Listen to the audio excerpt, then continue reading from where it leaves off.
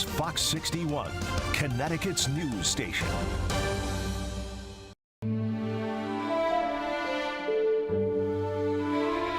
Just always remember his infectious smile.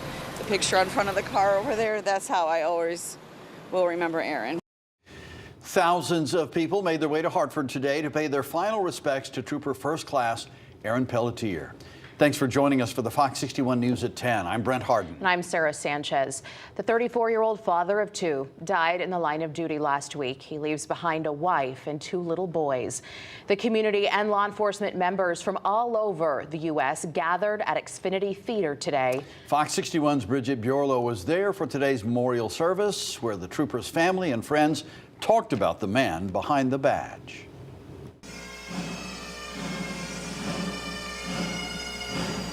Members of law enforcement from across New England traveling to Hartford to say goodbye to their brother in uniform. Aaron served with integrity and empathy.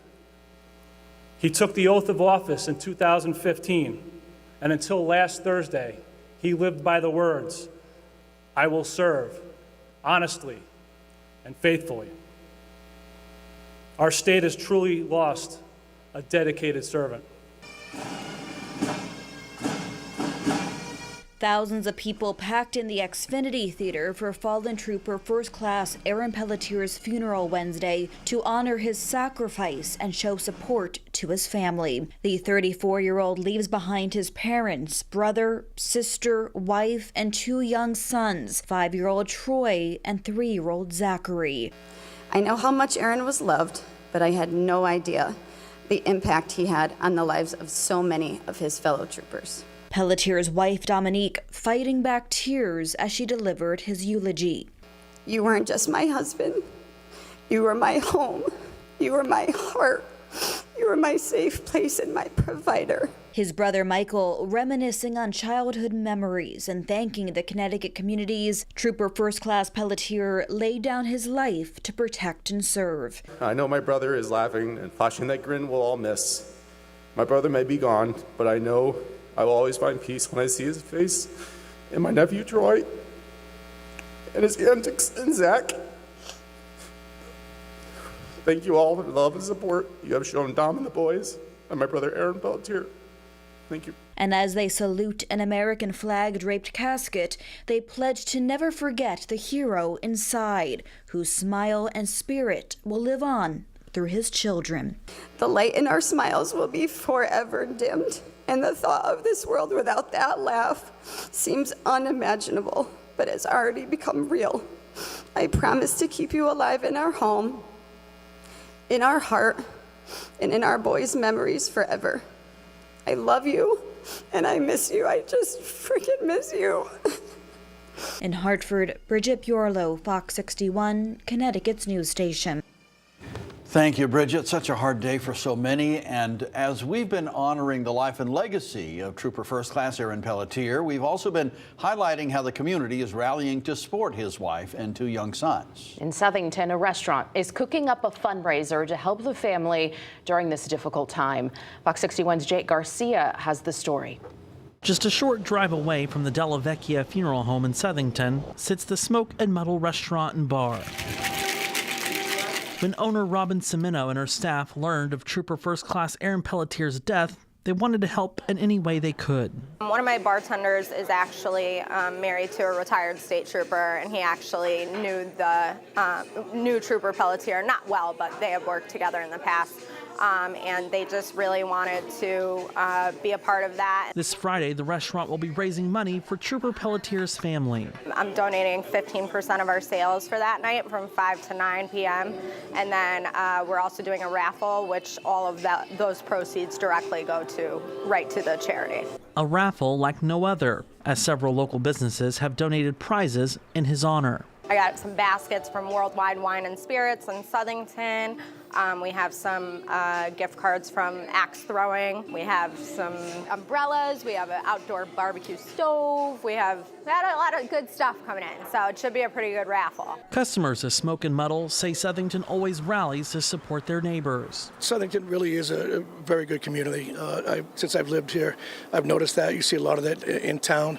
Certainly people coming together really is great. It's great to see, and it's really not a surprise. Semino says it's important to give back to a family whose sacrifice is felt far and wide.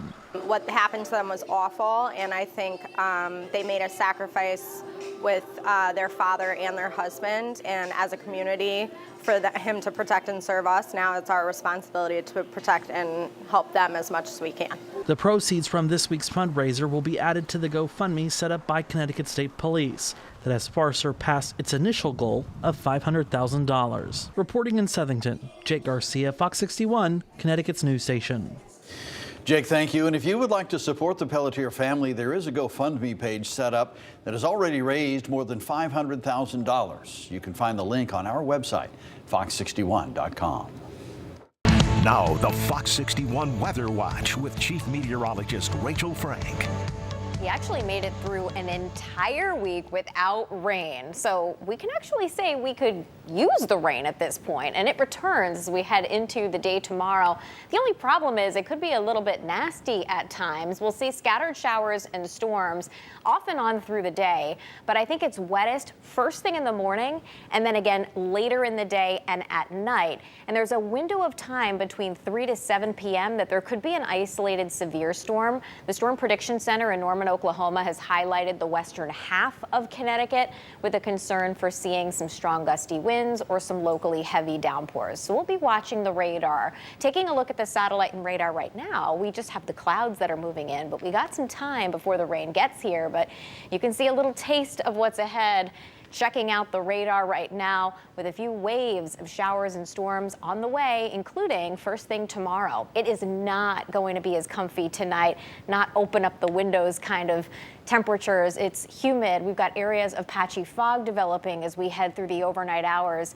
Overnight lows will only be in the 60s, and I think we start the day off with some rain. There will be a break in the action, I think, midday, early afternoon, and then we'll watch those showers and storms redeveloping again with an eye between 3 to 7 p.m. We'll take a closer look. Your full forecast coming up. Thank you, Rachel. The chief of the East Lyme Police Department is on administrative leave. He was arrested only recently. Chief Michael Finkelstein was charged with disorderly conduct and breach of peace. He'll be on leave until the state police wrap up their investigation. The first selectman tells Fox 61 it's his understanding the charges are related to a domestic incident. The Board of Police Commissioners should decide on who will be in charge of the department for the time being. Officials are now investigating a man's death while in police custody in Milford. Police say Michael Brown was taken into custody this morning over accusations he stole from a grocery store. Police had numerous prior arrest warrants out for Brown. And while in custody, police say Brown suffered a medical episode and emergency personnel were called in to treat him. He was given Narcan and transported to a hospital but was pronounced dead there.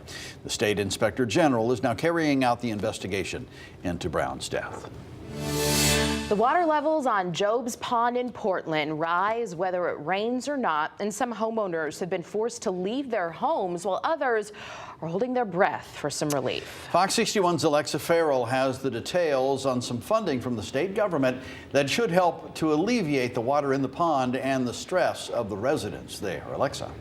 Governor Lamont announced today that he has scheduled a commission vote on potentially hundreds of thousands of dollars in funding for Job's Pond in Portland. Residents, though.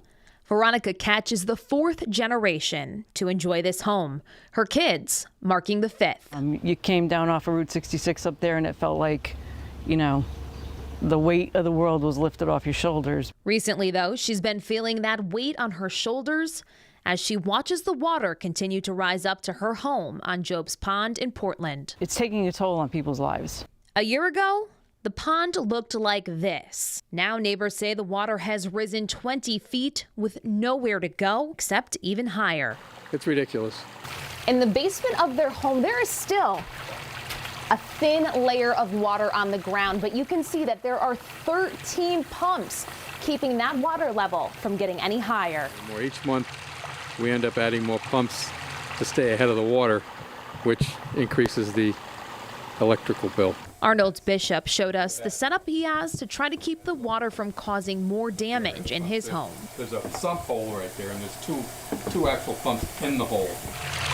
By the time we're done, we're probably figuring between the pumps and the electrical bills, it'll probably be $10,000. Governor Lamont is hoping to allocate $187,500 in state funding to install pumps at Job's Pond. The State Bond Commission needs to vote on the funding. Now, if passed, that money is expected to unlock a federal grant of $562,000. Those pumps will push groundwater from the pond into the Connecticut River. It would give us another glimmer of hope that there is a light at the end of the tunnel. These pumps are a short-term solution to a problem residents say is long-term. Then they got to figure out what they're going to do long-term, because this just can't happen again. Now that State Bond Commission is scheduled to vote on the funds this Friday at 10:30 in the morning. In the studio, Alexa Farrell, Fox 61, Connecticut's news station.